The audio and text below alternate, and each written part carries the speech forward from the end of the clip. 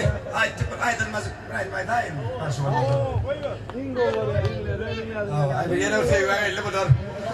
Yine bir aydılmayıp verecek, ondan sonra ruhsat verecek. Oğlumlar. Garlardan görüyor musun?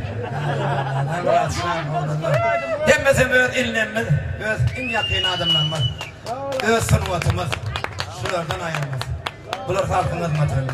O da şu an ölen 86. 87. yıllarda bilen böyle yazıp yaşası olan tuttu Muratcan. O da uğurlar buraydım yalan vardım. Yitip bittim hamala, ardım ayttım şimala. Eğer aytmasan bana ayt şu olan cimala. Ben seni toyda gördüm altın kavaklıyım. Arada yiğitler görüptür gelin bebekli. Nerede olsam da baktı olur benim. Altın kavaklıyım deyip ağlıma gülerek bir şey ben aydıma aydım belen Muratcan.